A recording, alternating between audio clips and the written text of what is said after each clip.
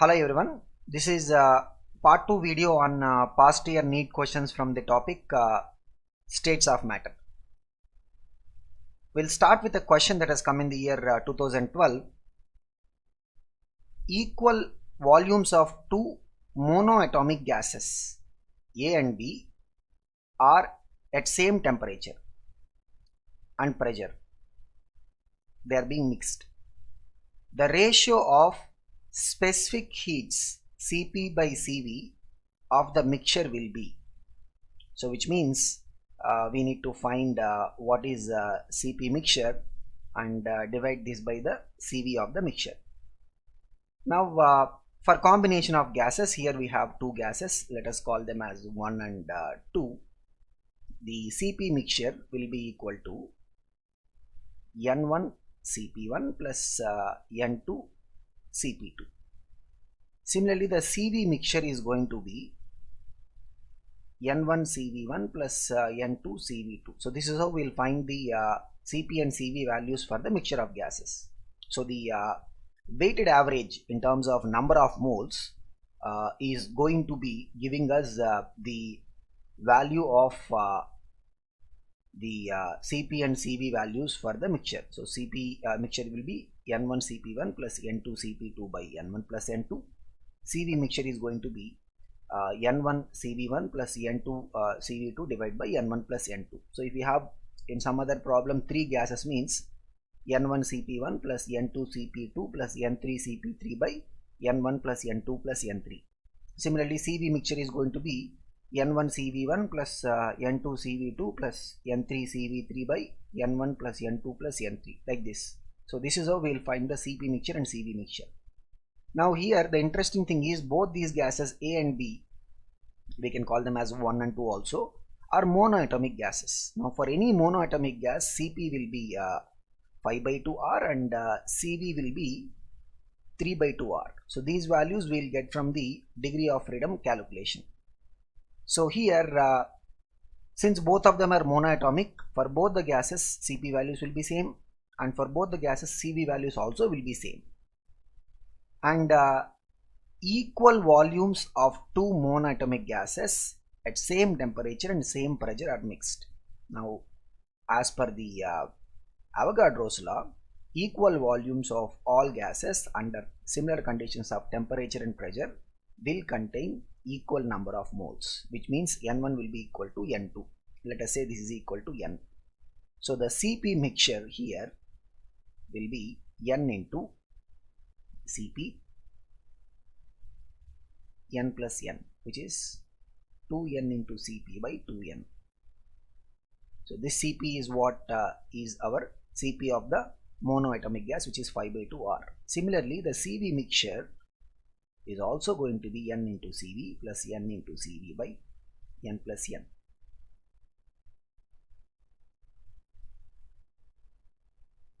So Cp is 5 by 2R and Cv is 3 by 2R. The ratio of these two will be nothing but 5 by 2R divided by 3 by 2R. So which is 5 by 3, nearly 1.67.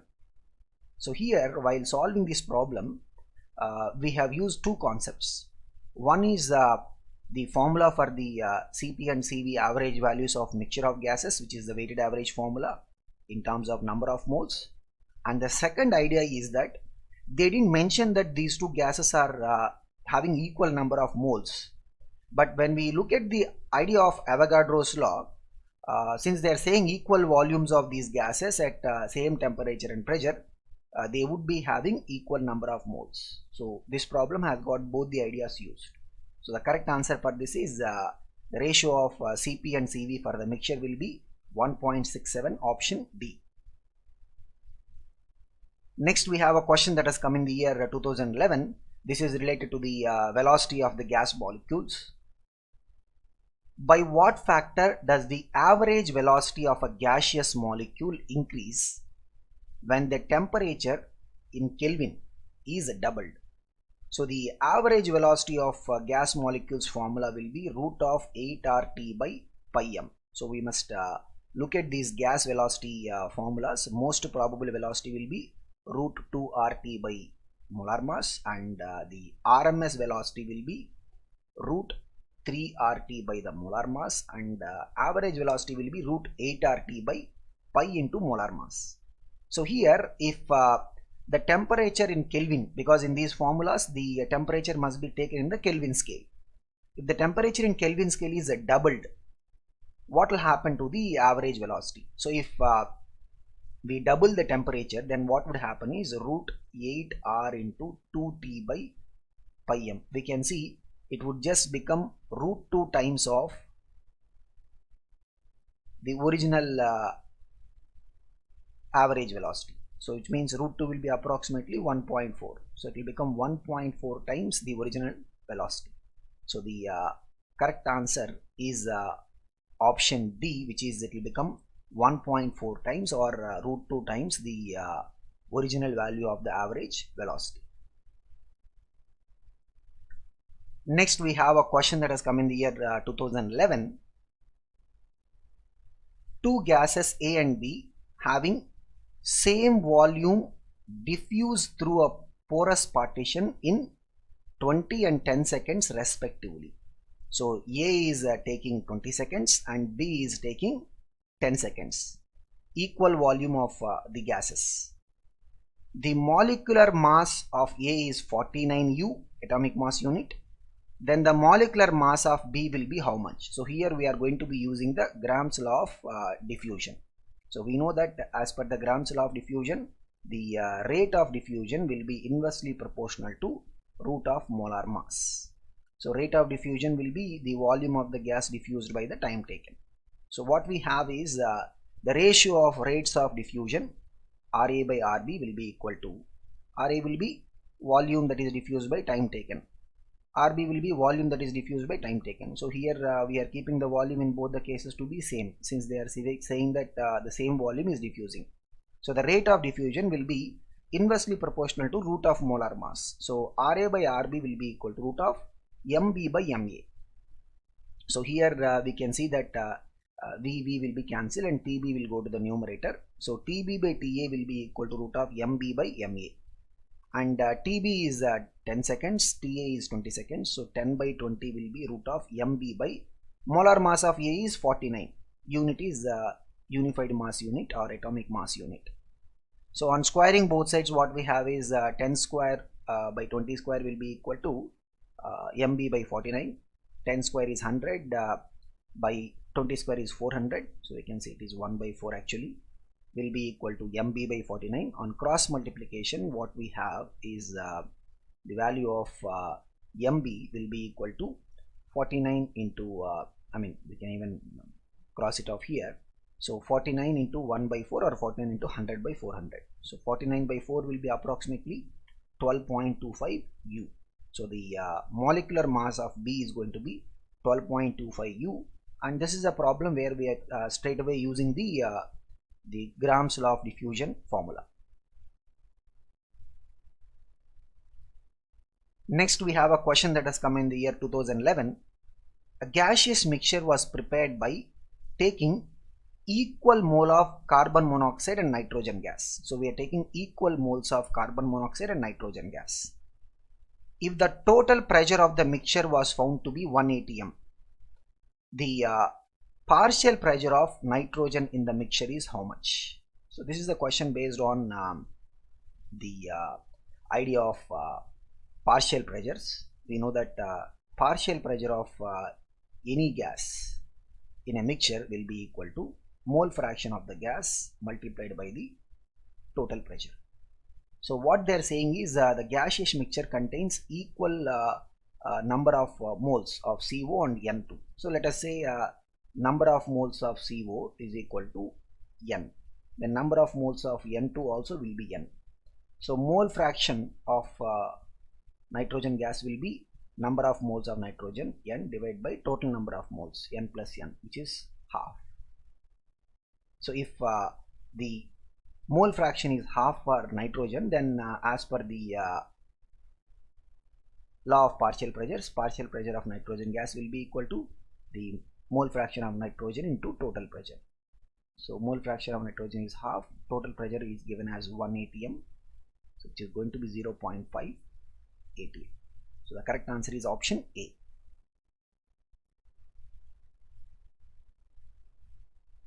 Next we have a question that has come in the mains paper 2011. A bubble of air is underwater at temperature 15 degrees centigrade and pressure 1.5 bar.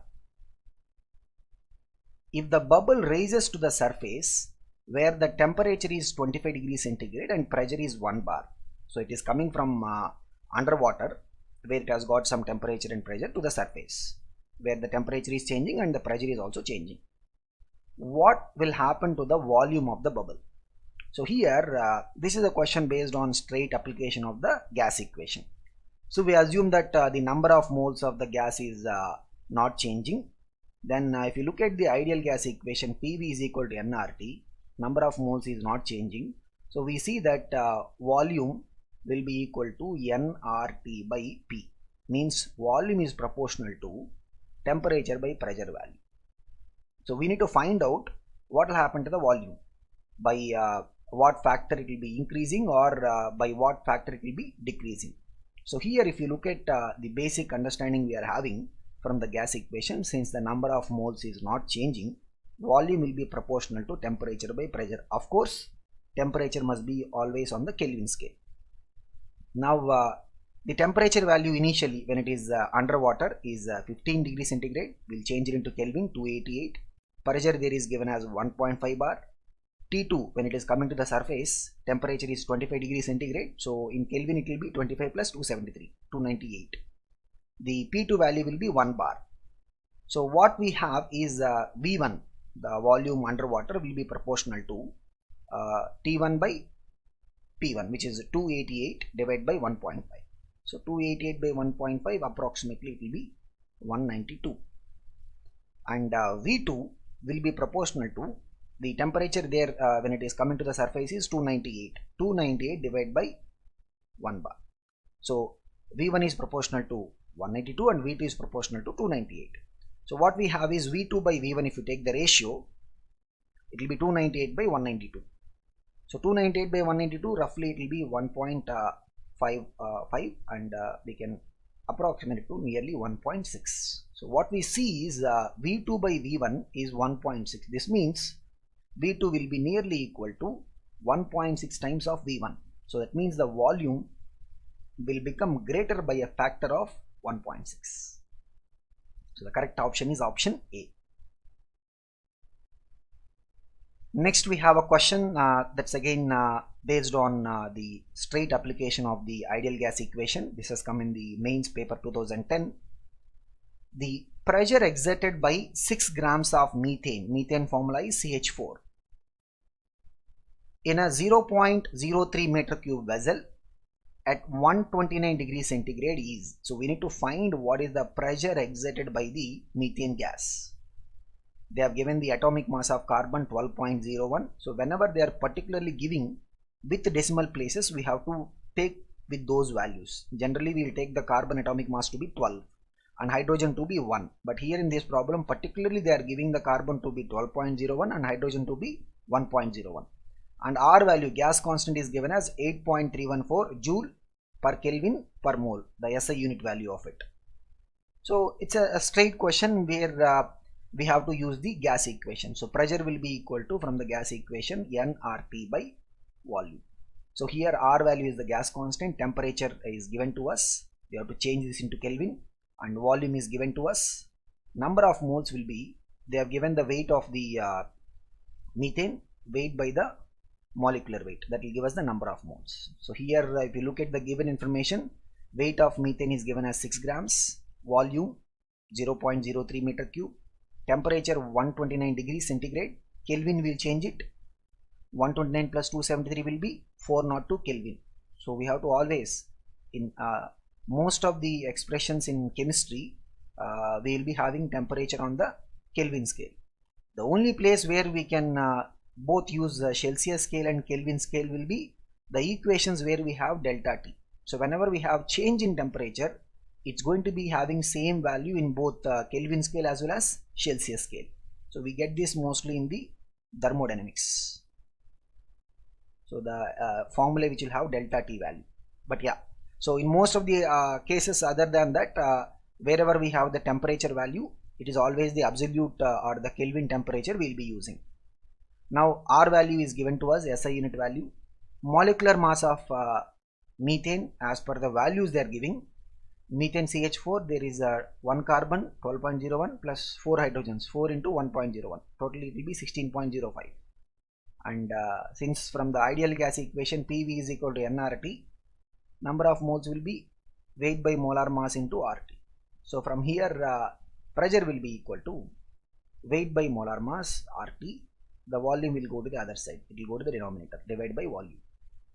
Weight is 6, molar mass is 16.05 into R is 8.314, temperature is 402, volume is 0.03. So here we can see that everything is in the SI system. So the pressure will be coming in the SI unit value, which is pascals. Now on simplifying, what we will find is, so this problem does involve, like wherever we are having problems on the gas equation, we do have some calculations involved. So on simplification, we will get the value is 41,647.7 pascals, which is approximately 41,648 pascals. So other than the conversion of weight into number of moles, this problem has nothing more tricky involved, but the only thing is we have to pursue the calculation till we get the final answer. So the correct answer for this question is option C.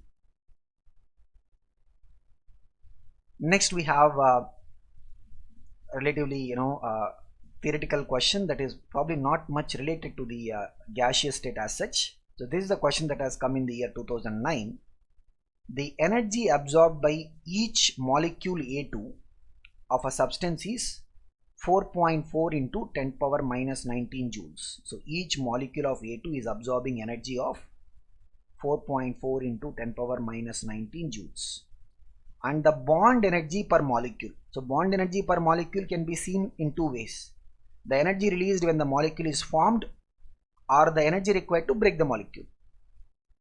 The bond energy per molecule is given as 4 into 10 power minus 19 joules. The kinetic energy per atom will be, so once this bond is broken, we are going to be getting 2 atoms of A, and for this, from the 4.4 into 10 power minus 19 joules, we have to spend 4 into 10 power minus 19 joules. That leaves us with 0.4 into 10 power minus 19 joules, or in other words 4 into 10 power minus 20 joules. So this is the energy left with us once we break the molecule, and this energy will be going in the form of kinetic energy of the atoms of A. There are 2 atoms of A here. So once you break A2 molecule, we will get 2 atoms of A. So the kinetic energy per atom is going to be half of this value, because 2 atoms are there, they will share it equally. So it is going to be half of this value, means 2 into 10 power minus 20 joules. So once we supply 4.4 into 10 power minus 19 joules, the bond will be broken. For that we are using 4 into 10 power minus 19 joules energy. The remaining energy will be 0.4 in 10 power minus 19 joules, which is also written as 4 in 10 power minus 20, and this will be going in the kinetic energy form. 2 atoms are there for A, so they will split the energy equally. So per atom it is going to be half of 4 into 10 power minus 20, so which is going to be 2 into 10 power minus 20 joules. Option D is the right answer. Next we have another theoretical question related to the properties of the gas. This has come in the year 2008. If a gas expands at constant temperature, means temperature is fixed, volume is increasing. So at constant temperature, if the volume is increased, it indicates that. So we need to talk about what will be the impact of it. So if you see the option A, kinetic energy of the molecules remains the same.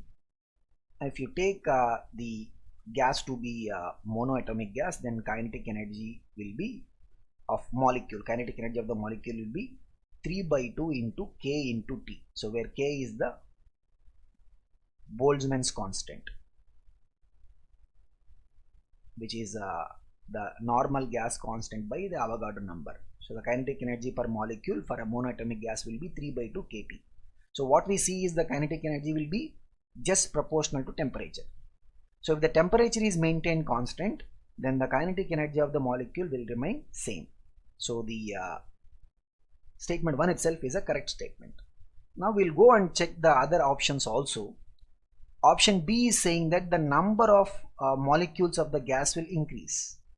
Now here we are taking the gas which is expanding. The idea is that the amount of the gas is fixed. Now to expand a gas at a constant temperature, we don't need to increase the number of molecules. So whenever we use the word a gas is expanding, we are assuming that the number of moles of the gas or the amount of the gas is actually fixed. Option C is saying kinetic energy of the molecules decreases. This is incorrect. Kinetic energy depends upon the temperature.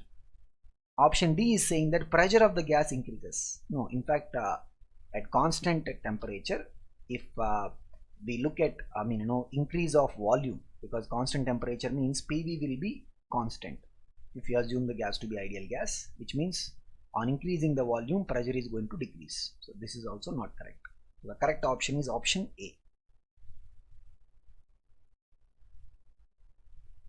Next we have a question that is come in the year 2008. Volume occupied by one molecule of water. So we need to find what is the volume occupied by one molecule of water. Density of the water is given as 1 gram per centimeter cube. Now if you look at the weight of Avogadro number of molecules of water, that is the molecular mass of water, which is 18 grams. So the Avogadro number of water molecules will have a weight of 18 grams, and we can find the volume occupied by this 18 grams, because if you know mass by density will give us the volume. So the 18 grams is the mass here, divided by density is 1 gram per centimeter cube. So it gives the volume to be 18 centimeter cube. So Avogadro number of water molecules are occupying a volume of 18 centimeter cube. And if you want volume occupied by one molecule of water, we have to divide this volume by the Avogadro number. So 18 divided by Avogadro number is 6.023 into 10 power 23. So we'll see that the value will be approximately 2.988 into 10 power minus 23 centimeter cube. In other words, it will be nearly 3 into 10 power minus 23 centimeter cube. So the correct answer is option A. Next we have a question. This has come in multiple years relating to the real gas behavior. Van der Waals real gas acts as an ideal gas at which conditions? So if you look at the real gas equation or the Van der Waals gas equation, we have P plus AN square by V square into V minus NB is equal to nRT. Now at the conditions of high temperature and low pressure, the volume is going to be abnormally high. So when the volume is abnormally high, the V square is going to be even more higher value. So if you look at the first term, which is the pressure correction term, we have V square appearing in the denominator. So since V square value is very much high, this term can be neglected. So pressure correction term will simply become P.